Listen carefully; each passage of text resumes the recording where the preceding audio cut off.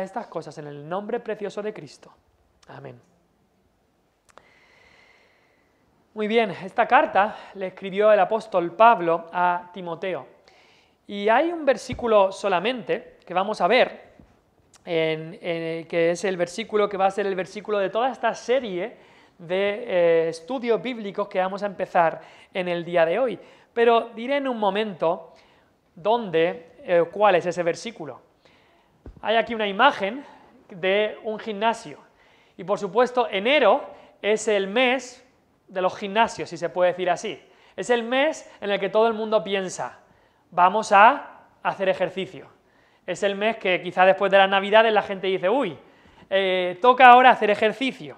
Y mucha gente tiene esas resoluciones de año nuevo, de este año tengo que apuntarme al gimnasio, o tengo que salir a andar, tengo que hacer ejercicio. No hay nada malo, por supuesto, en pensar eso y en tener esas resoluciones de año nuevo.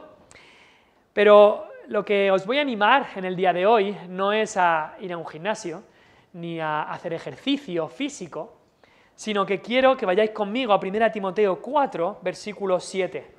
La segunda parte del versículo dice, ejercítate para la piedad. Ejercítate para la piedad. La palabra ejercítate, también se podría traducir como disciplínate para la piedad. Ejercítate o disciplínate, como dice otra versión, para la piedad. Incluso la palabra original en el griego es una palabra que quizá nos suena, es la palabra gimnazo, que de ahí viene la palabra gimnasia, de ahí viene un gimnasio. Y esa es la palabra que en el griego se utiliza ahí, haz gimnasia para la piedad. Ahora, la gimnasia para la piedad no tiene que ver con levantar pesas ni con correr, es otro tipo de gimnasia, es gimnasia espiritual. También podría traducirse como entrénate para la piedad, para la sumisión a Dios. Esa palabra, ejercítate, es como una palabra que se utilizaba para los atletas que corrían. Es una palabra que ya lleva el sudor ahí. Es una palabra de ejercicio, es una palabra de esfuerzo. Así que cuando una persona quizá va a su aposento, como dijo Cristo, a su habitación, a orar, o a ponerse a estudiar la Biblia con libreta en mano, o eso es el equivalente espiritual a ir a un gimnasio y usar la máquina de levantar pesas. Cuando oramos, cuando leemos la palabra, cuando hacemos estas disciplinas, eso es el equivalente a lo que hace el mundo, o lo que hace otras personas físicamente, de ejercitarse. Y es curioso que Pablo utiliza esta palabra en el versículo 7 y en el versículo 8 le dice, porque el ejercicio corporal para poco es provechoso. La palabra ejercítate se utilizaba para el ejercicio corporal, pero Pablo le dice, ejercítate para la piedad. Y por si no se había enterado, para remarcarlo bien, le dice, porque el ejercicio corporal para poco es provechoso. No dice Pablo que para nada es provechoso, dice para poco. El ejercicio corporal tiene su sentido, tiene su uso, pero es provechoso para poco. Pero dice ahí, pero la piedad, mira lo que dice el versículo 8, pero la piedad para todo aprovecha. Para todo, pues tiene promesa de esta vida presente y de la vida venidera. El ejercicio corporal te puede servir unos años. El ejercicio corporal, como mucho, te puede servir los 60, 70, 80 años que vivas en este mundo. Pero la piedad te sirve aquí y en la vida que viene. El ejercicio corporal te puede servir o no servir. Conocemos a muchos que no había persona más sana que esa persona y llegó una enfermedad y el ejercicio no le sirvió para lograr superar esa enfermedad. Pero la piedad para todo aprovecha. Ahora, creo que quizá te ha pasado a ti, y puedo decir que me ha pasado a mí, que quizá tienes buenos deseos en cuanto a alguna disciplina espiritual. Me gustaría orar más, me gustaría leer más.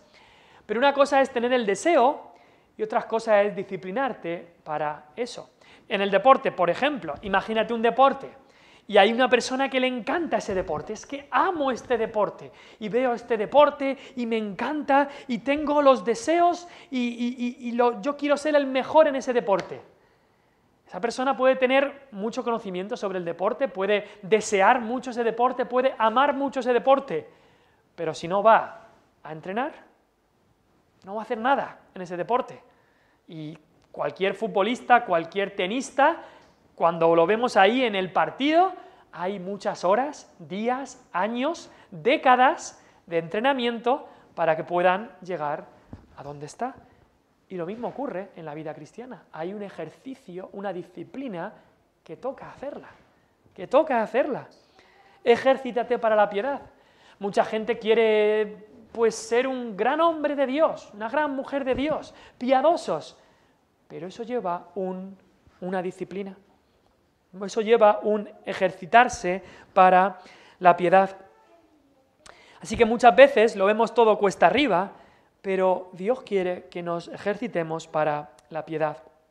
Hace un par de meses, un mes y pico creo, llegó a mis manos de un modo bastante providencial, creo yo, un libro que se llama Disciplinas espirituales para la vida cristiana.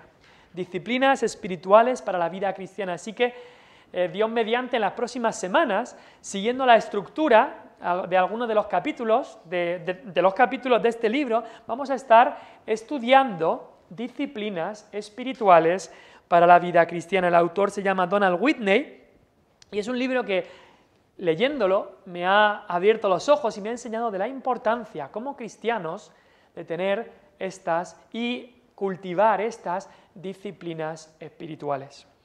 Igual que las plantas no van a crecer si no se abonan, si no se riegan, si no se trabajan, igual que un futbolista no va a poder marcar goles si no pasa toda la semana entrenando, de la misma manera un cristiano no va a poder tener un carácter piadoso si no hay detrás una vida, un ejercitarse para la piedad, y eso llevará esfuerzo. Eso lleva esfuerzo, como todo en este mundo, lleva esfuerzo. Y justo hoy también me llegó esta cita de este pastor, se llama Sproul, falleció hace unos 5 o 6 años, y él dijo: los cristianos perezosos permanecerán siempre inmaduros, porque no se dedican a un estudio serio de la palabra de Dios. Dios nos ha dado su manual, y el pueblo perece por falta de conocimiento. Yo no sabía que eso era pecado, yo no sabía que eso era así, yo es que no sé lo que es la voluntad de Dios para mi vida, yo quiero que Dios me hable. Dios ya ha hablado. Yo quiero que Dios me hable en voz alta. Pues lee la Biblia en voz alta y escucharás a Dios hablándote en voz alta. Aquí está, Dios ya ha hablado. Y muchas veces por pereza no conocemos la voluntad de Dios. Otra cita que aparecía también en este libro, dice: la nuestra es una época indisciplinada. Las disciplinas antiguas se vienen abajo. Y eso no solamente se ve entre los cristianos, aquí habla más de los cristianos, pero es que tú vas a la sociedad y ves una sociedad indisciplinada. Ya la disciplina no se ve como una virtud. La pereza se ve como algo bueno. Me he pasado todo el día durmiendo hasta la 1 de la mañana, ja. A nadie le da vergüenza eso, desgraciadamente. Sobre todo se hace burla de la disciplina de la gracia como legalismo, o es totalmente ajena para una generación que en gran medida es analfabeta en las Escrituras. Si alguien dice que pasa tiempo, horas leyendo la palabra de Dios, ¡uy, qué legalista! ¿Tú qué te crees superior a nosotros? ¿Tú qué te crees mucho más santo? Si alguien dice, o si alguien quiere pasar una noche orando al Señor, ¡uy, qué radical! ¡Uy, qué mal! Si alguien quiere dedicarse a la palabra de Dios más, se ve como un legalista, un radical, alguien que se cree superior, cuando la Biblia nos llama a ejercitarnos para la piedad.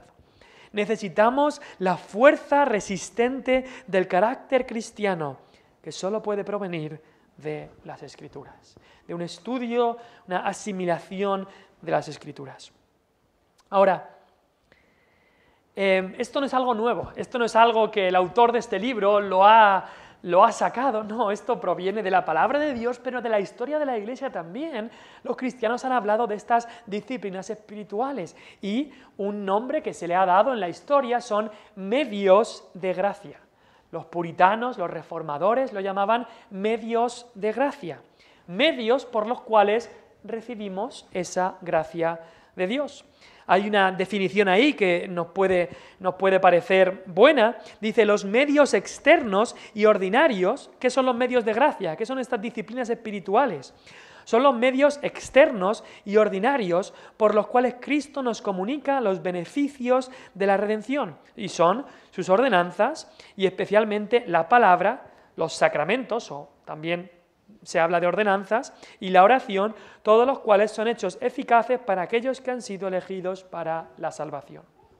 Son medios por los cuales recibimos la gracia de Dios. Un ejemplo, para que entendamos cómo funciona esto. Recibes un regalo de un familiar que tienes en otro país y recibes este regalo, está todo envuelto, bonito. ¿Quién te lo manda? Te lo manda tu familiar de otro país. Así que lo tienes tú, viene de tu familiar para ti. Pero ¿cómo es que esa persona te lo ha enviado a ti?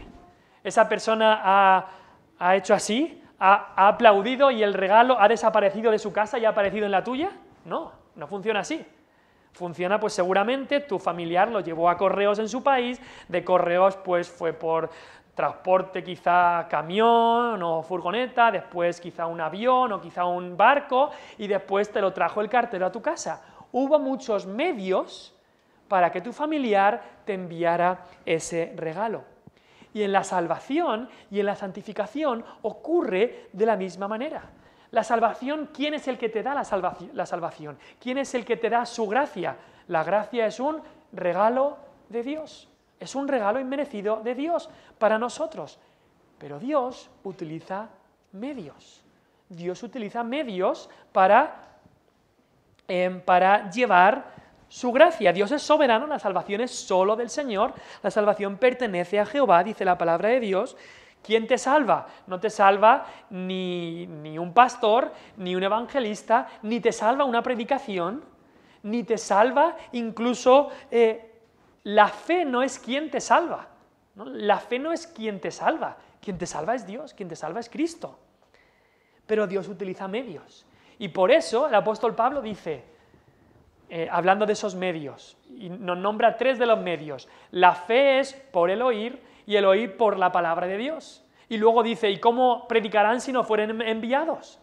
Entonces, la salvación es por la gracia de Dios. Dios es quien te salva. La gracia es ese regalo. Pero ese regalo te llega a ti por la predicación de la palabra de Dios. O porque alguien envió al predicador para que pudiera predicar y el predicador predica la palabra de Dios. Y tú luego oyes la palabra de Dios y luego al oírla hay fe. Todos esos son los medios por los cuales te llega la gracia de Dios. Entonces Dios ha puesto medios de gracia y como ocurre en la salvación, también ocurre en la santificación, para poder ser más y más como Cristo, para poder ser santificados progresivamente. Dios ha puesto medios de gracia, medios que Dios ha instituido para nuestro sustento y crecimiento espiritual. Son como la palabra, la oración, como los hemos leído ahí, la cena del Señor, el bautismo, la disciplina eclesiástica, el cuidado de las almas, todo esto va ligado. Son medios designados por Dios, tienen el poder del Espíritu Santo y nos apuntan a Cristo. Nos sostienen y nos alimentan en nuestra unión con Cristo mientras descansamos en los fines soberanos de nuestro Dios. Así que, hablando de disciplinas espirituales, es también un sinónimo de medios de gracia. Medios de gracia. Entonces, una definición. ¿Qué son las disciplinas espirituales? ¿Qué es lo que vamos a estar estudiando en las próximas semanas? ¿Qué son? Pues una definición, como podéis ver ahí, se podría decir que las disciplinas espirituales son aquellas prácticas que se encuentran en las Escrituras que promueven el crecimiento espiritual entre los que creen el Evangelio de Jesucristo. Bastantes cosas ahí que vamos a ver ahora después. Son prácticas que se encuentran en las Escrituras que promueven el crecimiento espiritual entre los que creen el Evangelio de Jesucristo. Luego son hábitos de devoción, cristianismo experiencial, que el pueblo de Dios ha practicado desde los tiempos bíblicos. Porque es que hay que llevar mucho cuidado, porque mucha gente habla de un cristianismo y al final es solamente cristianismo profesante, cristianismo de boca para afuera.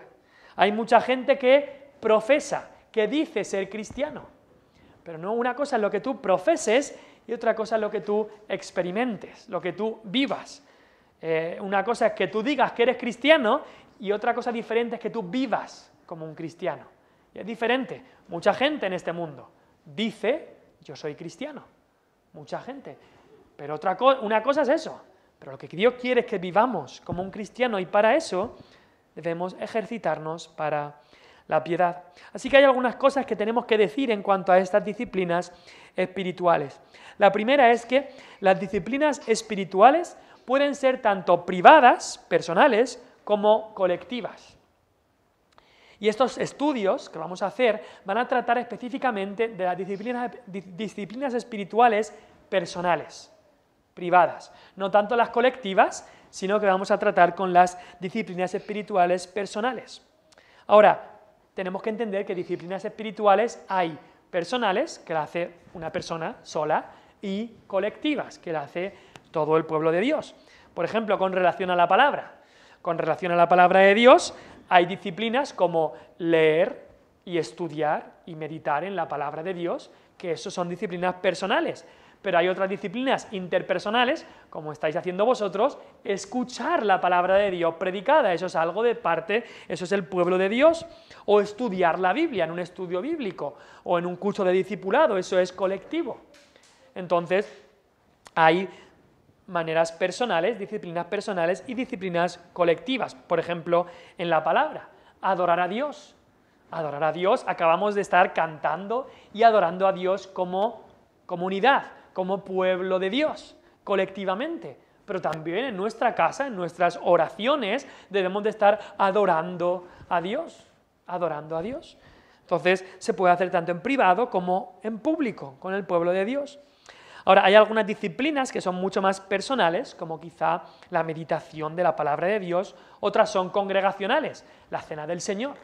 La cena del Señor es una disciplina espiritual, un medio de gracia totalmente colectivo. No existe, lo que quizá he escuchado a algunas personas, que yo estoy en mi casa y me tomo un poco la copa y el pan, no.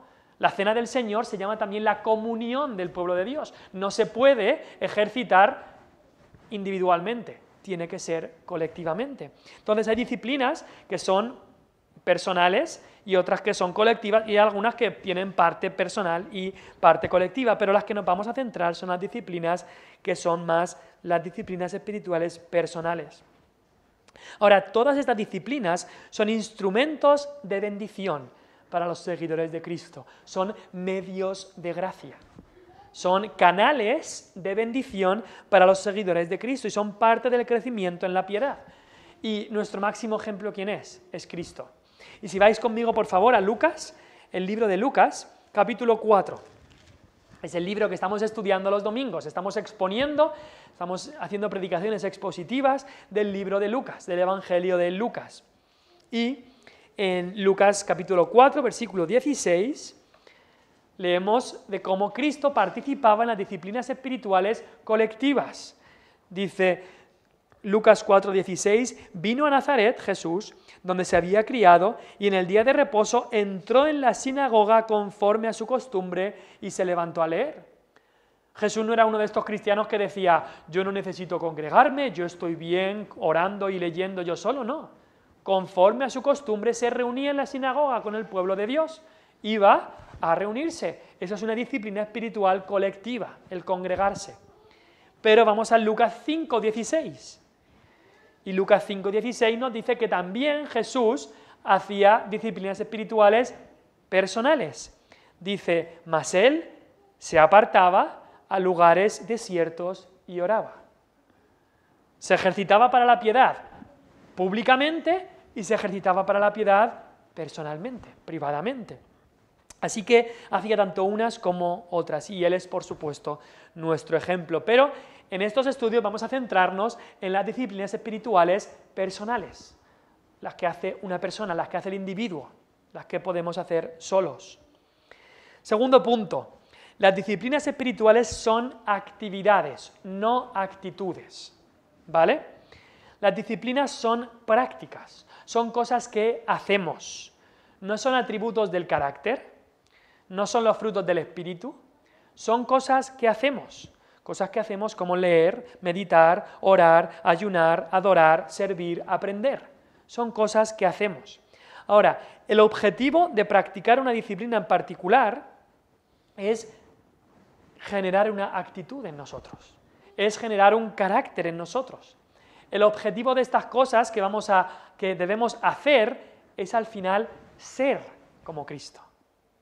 Las disciplinas espirituales hablan de lo que debemos hacer, pero el objetivo no es simplemente hacer, el objetivo es ser más como Jesucristo.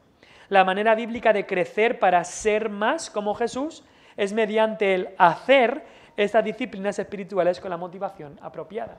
No sé si entendéis a lo que me refiero. Las disciplinas nos hablan de aquellas cosas que como cristianos debemos hacer, debemos ejercitarnos, son prácticas.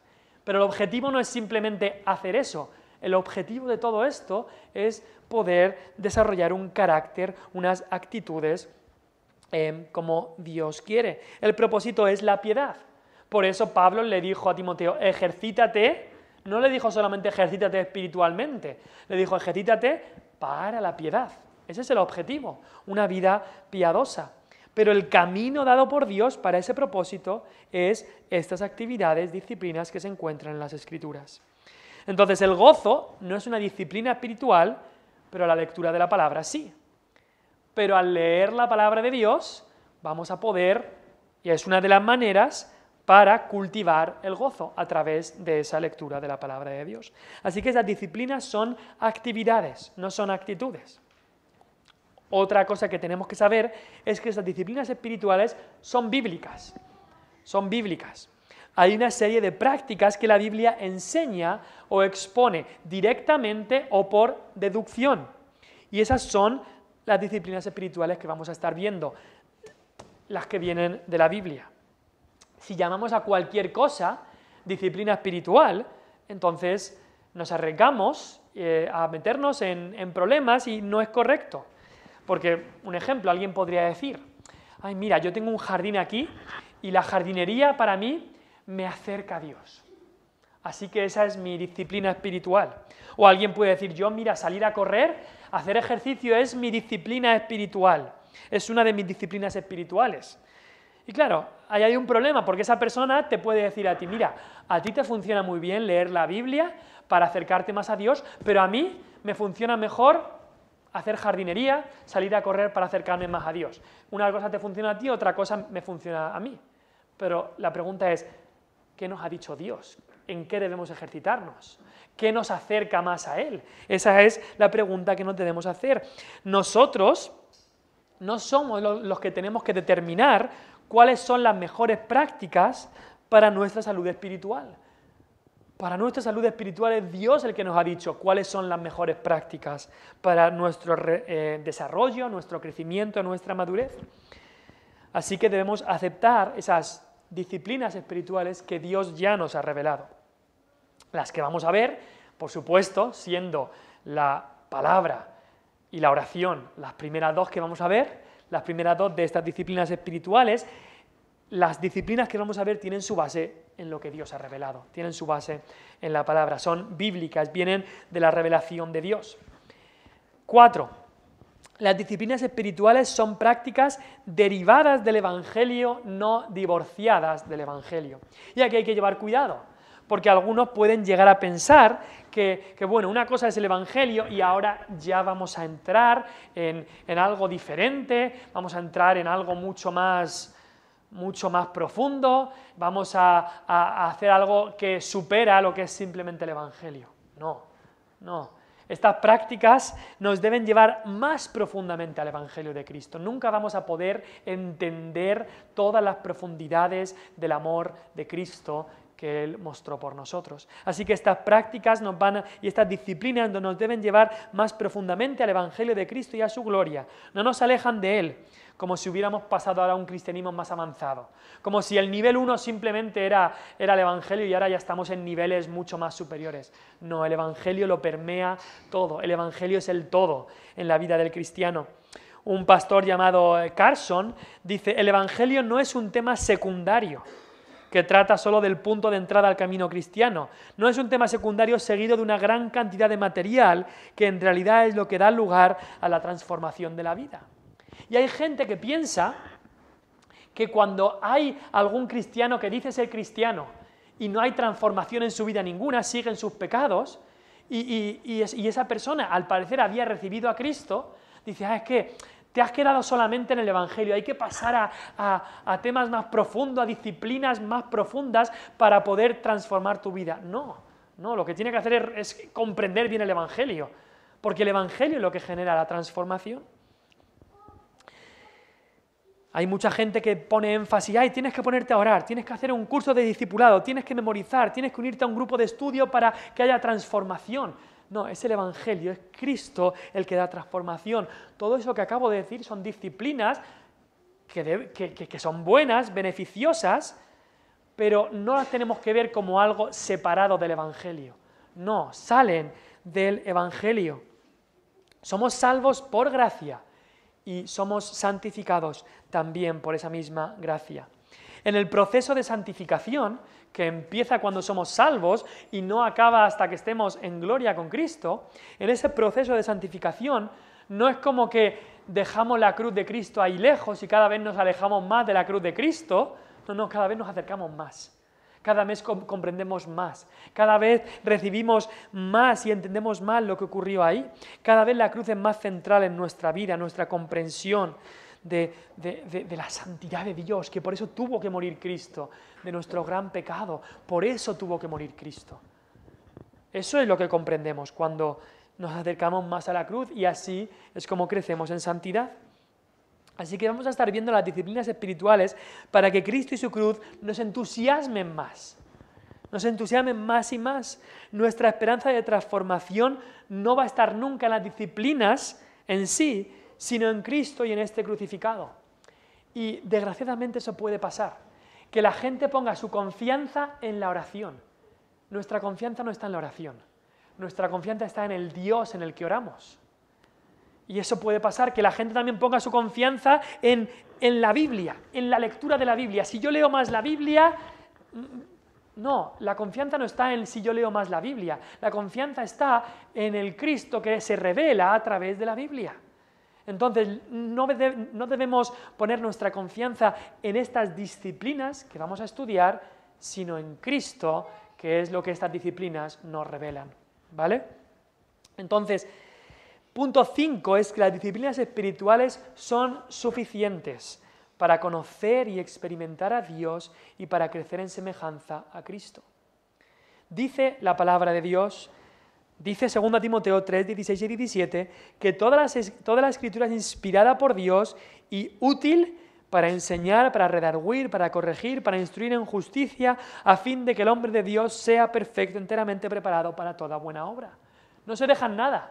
No necesitas nada más que las disciplinas que Dios ha puesto para crecer en santidad. No necesitas algo más que lo que está ya aquí. Toda es útil para que sea enteramente preparado para toda buena obra. Dios nos ha dado estas disciplinas espirituales para toda buena obra. No hay nada extra que necesitemos más de lo que Dios ya nos ha dado.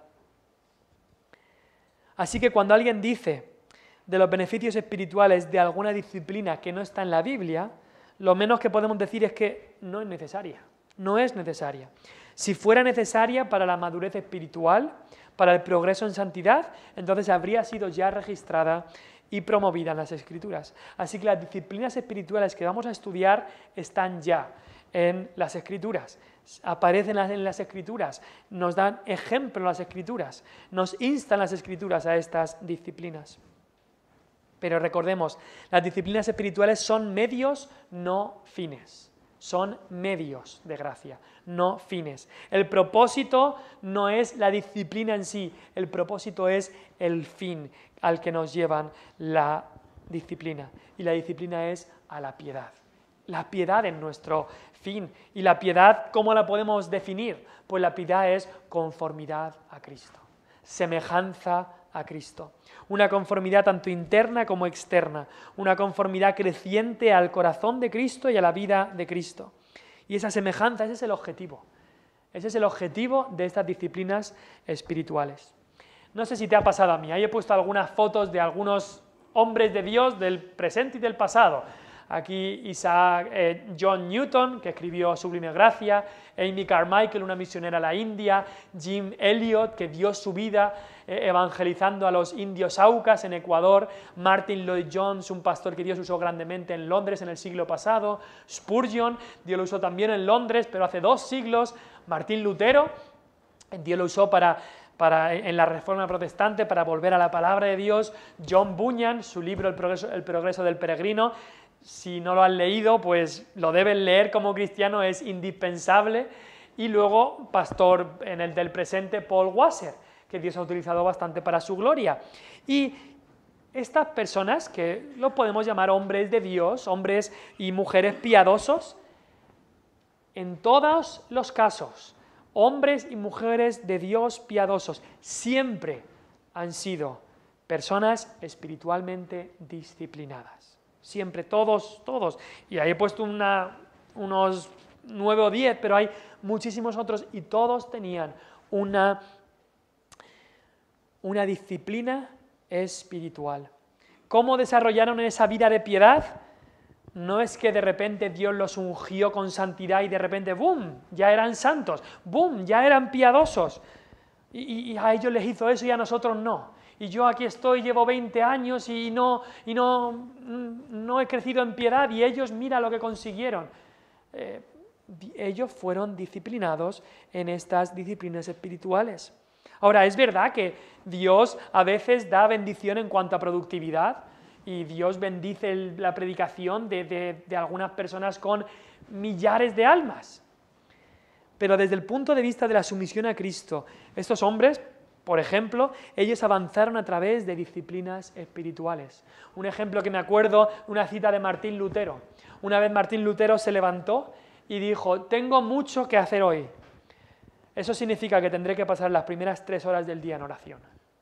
Nosotros pensaríamos justo al contrario, tengo mucho que hacer hoy no voy a poder orar. Pero él pensaba justo como tiene que pensar el cristiano, tengo tanto que hacer hoy que tengo que orar aún más por todo lo que tengo que hacer. Eso era las disciplinas espirituales, y si fueras caso por caso viendo cuánto estas personas estudiaban la palabra, oraban, dedicaban tiempo al servicio, a meditar en la palabra de Dios, etcétera, etcétera, verías que eran personas disciplinadas espiritualmente, ejercitándose para la piedad. No sé si alguien sabe qué es esto. ¿Qué es esto? Esto es un catalizador. Hay una parte del coche que se llama un catalizador. Y el catalizador de un coche, en los motores de combustión, pues estos catalizadores sueltan una sustancia catalizadora que produce reacciones que al final hacen que los gases que salen del coche pues sean menos tóxicos. Y eso pasa porque también se llama catalizador en una reacción química aquellas sustancias que estimulan que la reacción química ocurra. Y de ahí, de esto que se llama catalizador, a la reacción química, que es de donde viene esta palabra catalizador, se dice también de cosas o de personas que estimulan el desarrollo de un proceso. Y a esas cosas también se le llama catalizador. Imagínate, hay una obra en un pueblo y esta obra lleva un montón de tiempo y no se hace, unas reformas en cualquier lugar en un pueblo. Y entra un nuevo alcalde y ha sido entrar el nuevo alcalde y ya se acaban estas reformas y se logran hacer. Y entonces se podría decir que ese alcalde ha sido el catalizador de esas reformas, ¿vale? Entonces, en la vida cristiana, y para hacernos más a la imagen de Cristo, hay 3 catalizadores que quería nombrar. Para hacernos más a la imagen de Cristo, Dios utiliza ciertas cosas. Muchas veces Dios utiliza, en primer lugar, personas a nuestro alrededor, que Dios los utiliza para estimularnos a ser más como Cristo. Quizá tú puedes pensar en una persona que Dios la utilizó para guiarte a Cristo, o un predicador que Dios lo utilizó para hablarte del Evangelio, o un ejemplo que viste en una mujer piadosa, o en un padre, o en una madre, o en un tío o un tía, algún familiar, que Dios lo utilizó a esa persona para guiarte a Cristo. A veces Dios utiliza personas así, a veces también Dios utiliza a enemigos nuestros para también santificarnos. Dios utiliza personas para que vayamos más a Cristo y Dios utiliza a personas, sea de una manera o de otra, para hacernos más a la imagen de Cristo. Pero Dios no utiliza solo personas, Dios utiliza también circunstancias. Como dice Romanos 8:28, todas las cosas ayudan a bien. Así que hay circunstancias como una crisis económica que venga a nuestra vida y Dios lo utilice eso para hacernos crecer en piedad. O quizá una enfermedad llega a nuestra vida y Dios utiliza la enfermedad para hacernos crecer en piedad, crecer en santidad. O quizá a veces el clima, algún desastre natural, o a veces un día de lluvia o lo que sea. Dios utilice todo eso para hacernos crecer en piedad. Así que puede ser personas o circunstancias. Pero en tercer lugar, Dios utiliza disciplinas espirituales. Y es verdad que hay una diferencia en que con personas o cosas, el proceso es de afuera a adentro, pero con las disciplinas espirituales ocurre de dentro hacia afuera el cambio.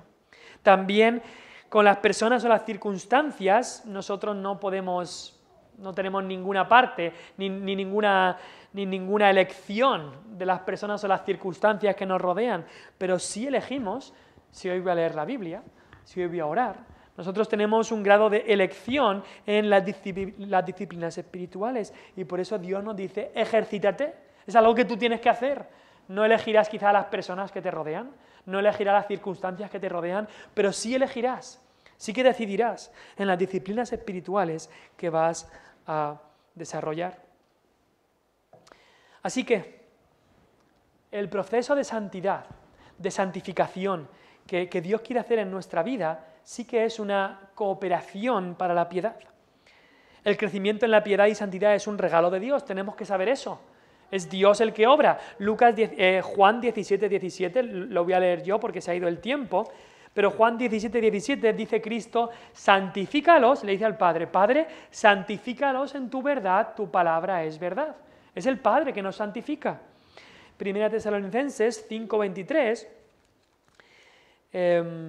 lo podría citar, pero voy a buscarlo, dice, os santifique por completo, pero quiero citarlo, y el mismo Dios de paz, Primera Tesalonicenses 5:23, y el mismo Dios de paz os santifique por completo. O sea, es el Dios de paz que nos santifica. Pero eso significa que nos tumbamos y en la cama y ya Dios nos santifica por completo. No. En la santificación nosotros tenemos que disciplinarnos a nosotros mismos con el fin de alcanzar la piedad. Dios lo hace y nosotros somos responsables. Hay una cooperación ahí, como dice Colosenses 1:28 y 29, a fin de presentar perfecto en Cristo Jesús a todo hombre. Eso es lo que quería hacer Pablo, que los cristianos de las iglesias, Pablo los pudiera presentar perfectos delante de Cristo Jesús. Dice, para lo cual también trabajo, y la palabra trabajo ahí es trabajo duramente. Y mira lo que dice, luchando según la potencia de Él, según el poder de Dios, la cual actúa poderosamente en mí. Entonces, ¿quién lo hacía? Pablo luchaba, Pablo trabajaba y Dios actuaba. Y en la santificación de nuestra vida, Dios es el que produce en nosotros tanto el querer como el hacer por su buena voluntad. Filipenses 2, versículo 13 creo que es. También en 2 Timoteo 2:1 dice, esfuérzate en la gracia. La gracia es un regalo. Y esa gracia que nos santifica, dice, pero aún así, esfuérzate.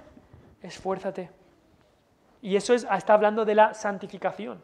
Cuando hablamos de la salvación no es por ningún esfuerzo nuestro. Pero en la santificación, ya una vez somos cristianos, Dios quiere que nos esforcemos para seguirle, para buscarle. Ahora, ¿a qué se podría comparar estas disciplinas espirituales? Y con esto ya acabamos. Quizás sabéis la historia de Zaqueo. Zaqueo, este hombre bajito que se subió a un árbol Jesús iba a pasar por ese camino, así que se puso en el árbol por donde iba a pasar Jesús y Jesús se encontró con él. Así que esa es la historia de Zaqueo, y él se puso en el camino que iba a venir Jesús y lo buscó. Y así las disciplinas espirituales nos ponen en el camino de la gracia. El Señor, por su Espíritu, todavía recorre ciertos caminos, ordenados por Él y revelados en la Escritura. Y si nos ponemos en estos caminos, podemos esperar encontrar a Cristo. Los cristianos estamos llamados a obligarnos a nosotros mismos, por el poder del Espíritu Santo, a hacer lo que naturalmente nos costaría, practicar disciplinas, que pueden ser a veces costosas, pueden ser a veces en contra de lo que me gustaría, pero estas disciplinas nos llevan a poder experimentar lo que el Espíritu nos hace desear, es decir, estar con Cristo y ser como Cristo. Ejercítate para la piedad. Esto es una lección de introducción. También la semana que viene estaremos dando una introducción y ya después empezaremos con la palabra. La primera de estas disciplinas espirituales, la lectura, meditación, asimilación, estudio de la palabra de Dios. Así que vamos al Señor en oración para que nos ayude a ejercitarnos para la piedad. Vamos a orar.